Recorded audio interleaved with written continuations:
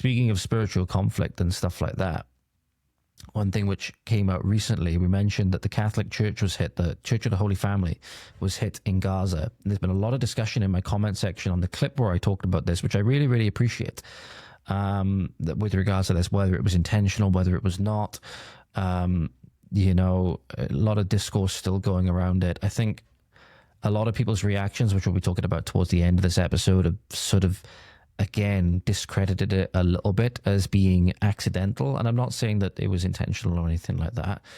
I'm more so how people will so quickly go to, oh yeah, well, the hostages have been released. And I've been one of the people that's been calling for the hostages to be released, you know, every single time I've talked about this issue. That, you know, has Hamas been removed? You know what Hamas want to do to Jews, all of these things. Yeah, nobody's arguing that. But then for that to be, for example, your straightaway defense when it comes to an issue that really has nothing to do with that, seemingly, because at least as far as I'm aware, there's no evidence that the church in this instance was harboring hostages or helping Hamas or aiding Hamas or was sympathetic to Hamas in any way. A lot of the churchgoers in the Catholic Church in Gaza, obviously there's a very, very small Catholic population, which only makes up about 0.13% of the population there, that a lot of them are children. So again, when you take that line for an issue where nothing really is relevant there, the hostages are relevant to every single discussion about the issue of Israel and, you know, Gaza and securing peace in the Middle East, for sure. But with regards to the question of whether Israel or the IDF intentionally attacked a church, unless they, again, have clear evidence that the hostages are being held there or whatever, that's not really relevant. That's not really relevant. And again, I've seen people on the other side saying that modern day state of Israel is not what, you know, not biblical Israel. Netanyahu's acting like Hitler, all of these things. You know, the IDF has super precise weaponry. So again, there was no reason for this to happen. It was intentional. Hear all those things. I'm not necessarily all the way to saying that Netanyahu is like Hitler or anything like that yet, purely because I've thought about this more and more recently. Is that I don't really like using comparisons to Hitler anymore. I think with what's going on in the UK at the moment, I think comparisons to what happened in Mao's China, comparisons to what happened in you know, the Soviet system, you know, the Eastern Bloc and all of these things, very, very pertinent to the discussion. I do.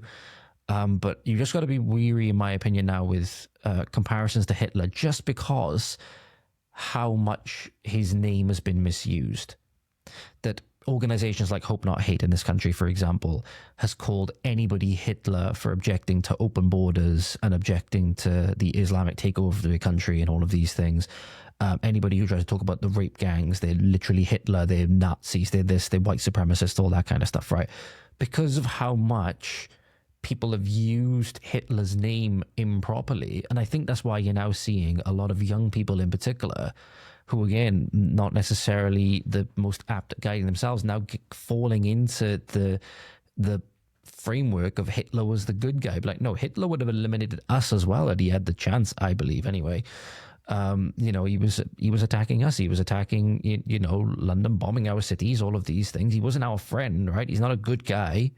But now, because of how much the name has been misused, because of how much the meaning and the actions that he undertook have been either revised, or because of people, again, misusing his name to simply talk about the concerned parent that doesn't want a bunch of unvetted migrant males in their town attacking their kids, are being called Hitler, that now, or being called Nazis, that label has lost all its meaning. And that's why I don't necessarily just like comparisons to Hitler and stuff like that. But like, if you have evidence, for example, that Netanyahu is this evil figure, people make accusations, for example, that he's propping up Hamas, he's doing this in order to go on this massive genocide, ethnic cleansing campaign. I hear all the accusations and stuff like that. Yeah, make those on the basis of themselves.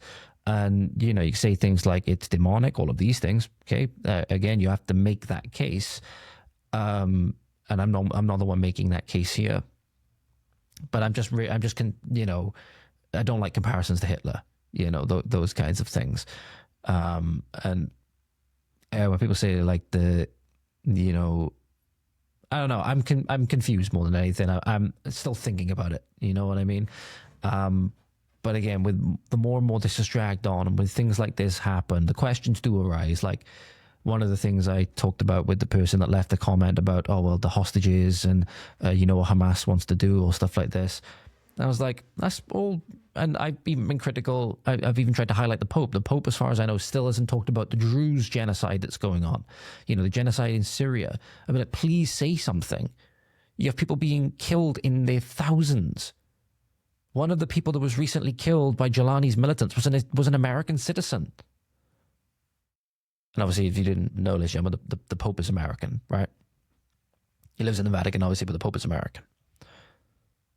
Like, just say something. And it makes me think that you not wanting to say something because you know how radical these people are. I don't want to say I'm not trying to talk negative of the Holy Father or anything like that, but I'm like, is this just because you don't want the blowback or to be perceived as quote unquote Islamophobic and all of these things, when the Jews are being persecuted, Christians are being persecuted all throughout the Middle East, not just by Israel or anything like that, but the one thing that did happen. So when this church was hit, it's seemingly in a pattern. And I saw another quite troubling video where I believe it was a Christian school that had allegedly, this is what the person who posted the video alleged, was, I believe, attacked by the IDF. And when they went in, they actually put like a bunch of graffiti all over the walls, like, Hebrew graffiti and all of these things. I'll just see if I can find the post that mentioned it, because I believe I bookmarked it. Yeah, it says here, apparently after destroying the Rosary Sisters Catholic school in Gaza with bulldozers and tanks, this person always called them IDF terrorists. I'm not necessarily going to say that. They graffitied the walls with Hebrew writing, and the person incorrectly, I believe, called it the Star of Baphomet. I believe it's the Star of Redran. I believe it's where is it? Rephan. I believe it is. That's what they call the Star of David. I believe it might be a different one. I get these confused from time to time. Again, I'm not an expert on these things. I want to say that. But this is that video for you, ladies and gentlemen. This is, I believe, the Latin Patriarch, or the Cardinal Pizzaballa going in and seeing this. I'm not sure what they're actually saying, but here is that video. So again, the point I'm making here is that, look, the IDF and Israel, the secular state of Israel, with the biblical differences, with the differences in faith and stuff like that, when these things do happen, when a church gets attacked and all things like this, questions are going to arise whether is it intentional or not. And they are perfectly valid questions to ask that, especially when you look back through history, you look at the differences between Christians and Jews, and then you see things like this, for example.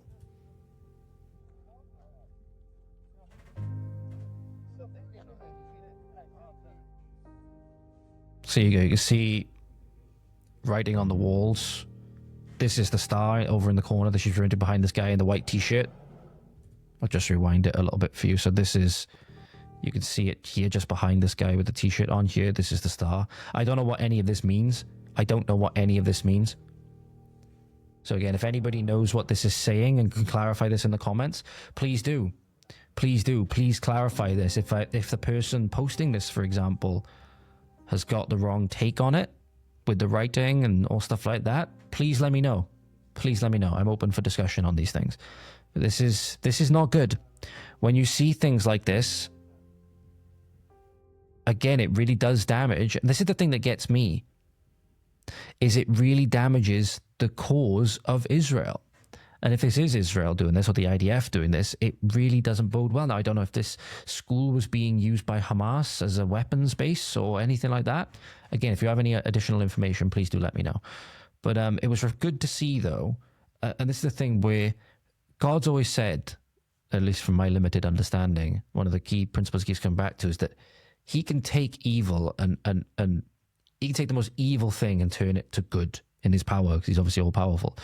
What you're seeing is now an impressive unity, seemingly, in the church. So this, if you're a Christian, for example, this should be very, very, not the atrocities that have happened and stuff like that, and the fact the war is still going on. We obviously want the war to end as soon as possible, but we want the hostages returned. We want everything put in place to make sure nothing like the October the 7th ever happens again. But what you're seeing is now the actual, in the aftermath of the church attack, you had Catholics and the Orthodox figures from the church coming together, and in a way which hopefully we'll see in the very near future, a unified church coming again. So this is the video of after, in the aftermath of the church attack, or the aftermath of the church incident, whatever you want to call it, where the Orthodox and Catholic officials, you have cardinals and patriarchs, I believe, actually coming together after the incident. Shit, that's loud. Sorry, ladies and gentlemen, I didn't realize I was so loud.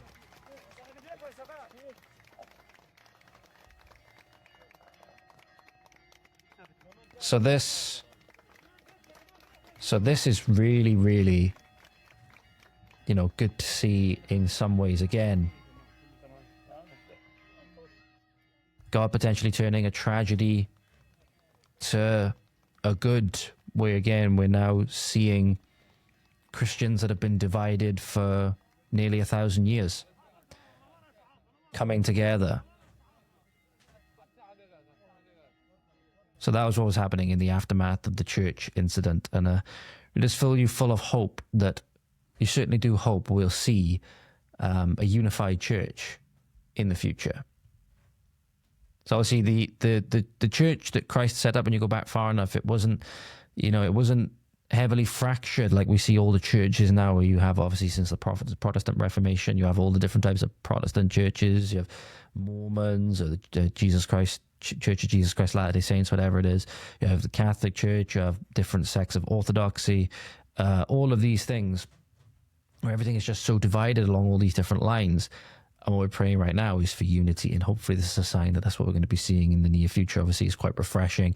It was, you know, hopeful to see the earlier photos between, I believe it was main Eastern Patriarch Bartholomew, I believe it was, and the Pope. They obviously met together. We can only hope for unity in the face of all this. Only hope for unity in the face of all this. Especially when, this was something I was going to say for the end, but I think I might put it in now. There's been a lot of controversy over a certain Protestant commentator's post about this recently. Joel Berry. So Joel Berry is the managing editor of the Babylon Bee. I like a lot of the Babylon Bee stuff, to be honest. I think they're quite good with coming up quite funny headlines and stuff like that. A lot of the things they have posted in the past, you could argue, have been quite anti-Catholic, and obviously they, I believe, at least for the most part, evangelical Protestants. There's an example here. Where is it? A common one they like to refer to, people that want to trash the Babylon Bee for being anti-Catholic and all of these things, is the headline about Mary. Is a headline about Mary. I'm just seeing if somebody's left it in the comments of the post. I don't believe that they have. But anyway, Joel, in the aftermath of the church attack incident, said that this won't be easy for people to hear, but there are only about 200 professed Catholics still living in Gaza, and they all support Hamas. That was his statement at 2:51 on July 19th, so about 5 days ago. He followed up in the comments and he said, true Christian faith still exists in Gaza, but it's all underground. Anyone allowed by Hamas to practice openly is allowed only to do so because they aid and support the terror regime. Again, quite a wild take, has to be said. A lot of people in the comments, you know, saying that, you know, Muslims and Christians have basically been at war for 1,400 years since the advent of Islam. You know, that Hamas doesn't exactly treat Catholics very well. There's no evidence that all the Catholics living in Gaza support Hamas. And even people that often aligned on some issues, like Kristen Hawkins, for example, posted in the comments, literally not trashing him or anything like that, but literally just saying this is just false. The cardinal does not support Hamas. So again, this is the weird thing about this post is, again, somebody put a comment on there. This is how many people are reading it, which, again, with the way that it's been phrased, it's hard to come to any other kind of conclusion. Is that the way you've phrased this is that, look, there's no other way to read it other than you've just said basically that they deserved it. And again, I just think the better thing to do in the aftermath of this, when either way, whatever happened, was that the church was attacked and Christians lost their lives, was not to say, at least in some instances, that they deserved it. Especially then you see, for example, photos like this. And I don't want to be accused of being a Hamas propagandist when I don't do that. When I, share images like this. Actually, no, I'm not going to share this image because obviously I'll describe it for you instead. It's a bunch of children, outside the door to the church, and they're holding a like the coloring books that you had, but it's like the drawings on a page, but it has the outline which you follow and you color in, of the Blessed Mother, all right, of the Holy Virgin Mary. And they're just holding this outside the church. And obviously the statement in this, all Catholics support Hamas if they live in Gaza and they're allowed to openly preach, basically saying that these children support Hamas. Not a good take. Not a good take. And again, where he says true Christian faith still exists in Gaza, makes you wonder, when you hear this from evangelical Protestants and stuff like that, are they really? Even Father Matthew Schneider in the comments was saying that this is an insane take, saying like, these kinds of people, and I'm not speaking as this as a theological expert or anything like that, but when their faith literally came out of a rebellion against the church that already existed, right? They decided they were going to reject certain creeds, and many said they're going to reject the sacraments of the faith, the sacraments of the church. Are they really the ones to say anything about true Christian faith?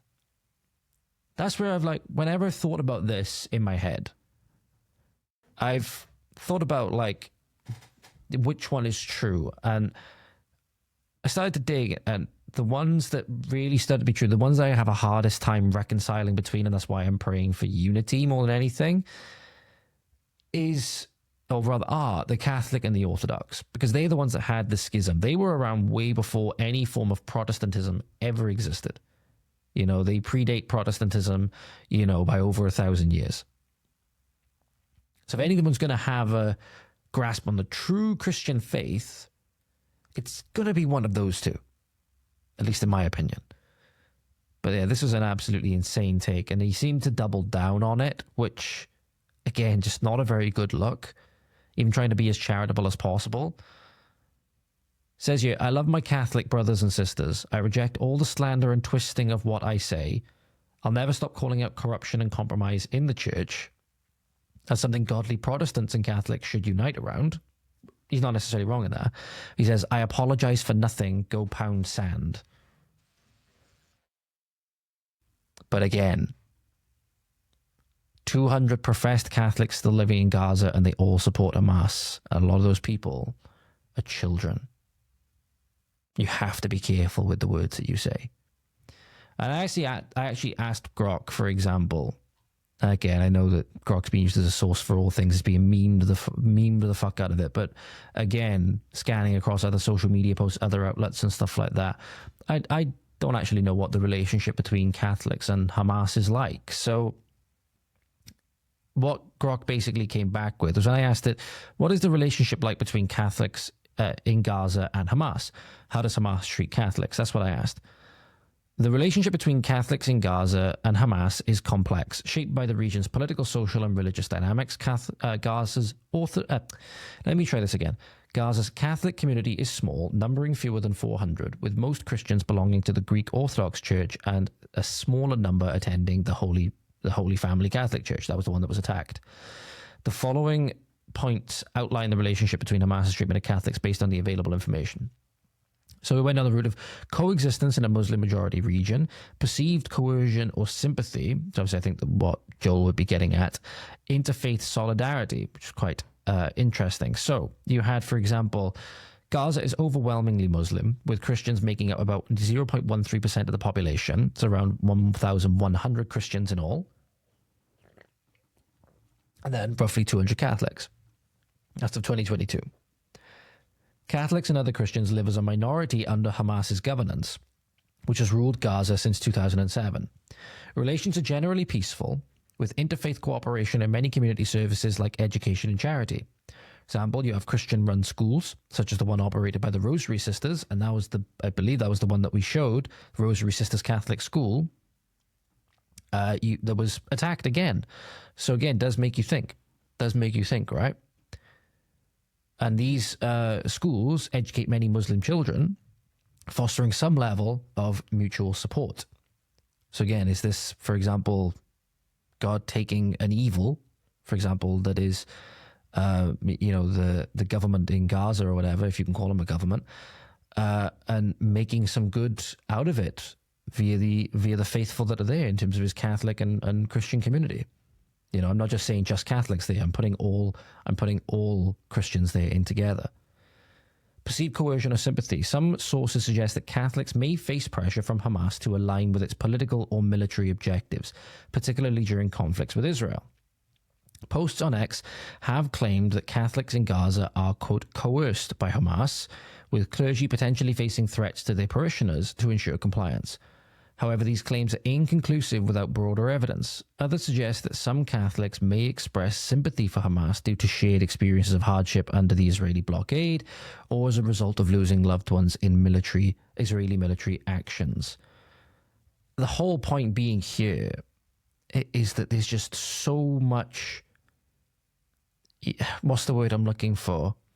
People use oppression, there's just so much hardship going on in this region of the world that it seems that it's bringing a lot of people together. It's weird that the hardship is bringing communities together in Israel, for example, where you have a 20% Arab population, and you have areas in Israel where only Muslims are allowed to go. Only Muslims are allowed to go up to where the temple is to pray, is where the mosque is, right?